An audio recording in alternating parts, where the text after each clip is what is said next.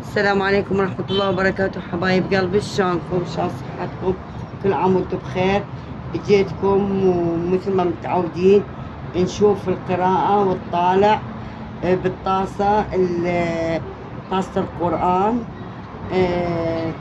إن شاء الله خير وبركة ورحمة ورحمن للجميع. وحبايب قلبي قناة الشيخة زينة الموالي، لا تنسون دعمكم ويانا، شير ولايك واشتراك بالقناة وتعليقات حلوة من عندكم. راح ابتدي لكم بالوقت الحاضر بالأحرف. حرف الألف راح نبتدي بيه، حرف الباء راح نبتدي بيه، حرف التاء والحاء والجيم. حبايب قلبي أول حرف اللي بحرف الألف، الوسط الأولى الوسطى الأخيرة، يعني اللي يبتدي اسمه من حرف الألف بالبداية أو بالوسط أو بالنهاية. هذا يكون الخيرة أو الكشف من نصيبه. حرف الألف هسه حاليا هو عنده متاعب، عنده مشقات، عنده أمور هواية متوقفة، بس راح يحصل على نتيجة كلش جميلة وكلش حلوة وترضيه. عندك الرحمن. الرحمن من أسامي الله الحسنى.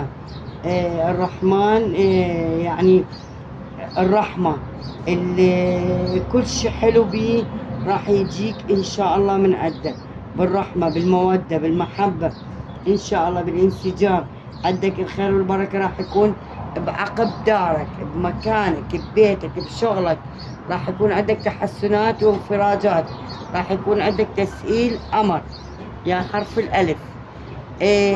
عندك صحيح عندك شوية ضيق تاخذه بصدرك، برجليك شوية وجع، كل هذا راح ينشال من عندك.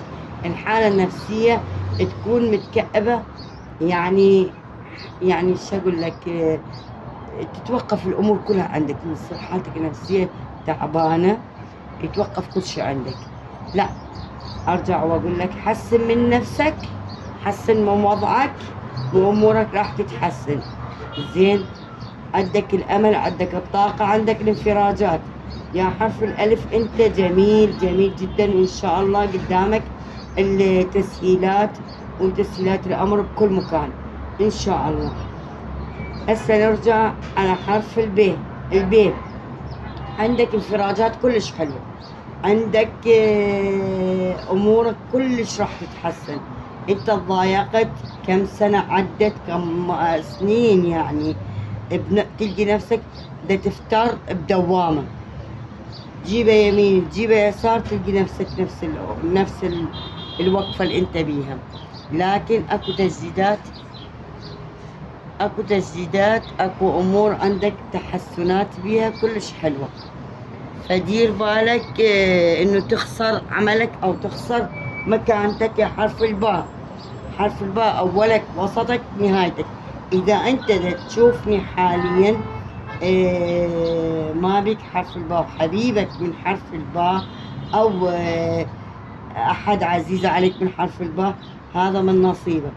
عند انفراجات، عندهم زواج، عندكم مولود جديد، كل الافراح جايتكم ان شاء الله. حبايب قلبي احنا بايام مفترجة، بايام خير وبركة ان شاء الله، ايامكم كلها سعيدة. اللي يحب يتابعني على القناة زينة الموالي، الفيس الشيخة زينة الموالي، المازنجر الشيخة زينة الموالي حاليا. تابعوني القراءة الخاصة، الاستفساراتكم. هسه نرجع وياكم لحرف التاء، لأن أنا أخذت 5 أحرف اللي هي الألف، الب، التاء، الجيم والحاء. هسه احنا بثالث حرف التاء. التاء الله راح يوسع من طاقتك ويوسع من أمرك ويوسع من أوراقك اللي هي متراكمة عليك. عندك ورث، أو عندك فلوس جايتك من الله، من الله بدون حسبان، بدون ما تحسبها، بدون تكون سلفة أو جمعية أو قرض أو دين أو شيء، لا، هاي من الله. يا إما تكون ورث مقفول من زمان، يا إما تكون هدية جايتك بيها مبالغ حلوة، مبالغ كبيرة. أمورك كلش راح تتيسر، أمورك كلش تتحسن يا حرف التاء. حرف التاء عندك أمور كانت نايمة راح تقعد وتصحصح.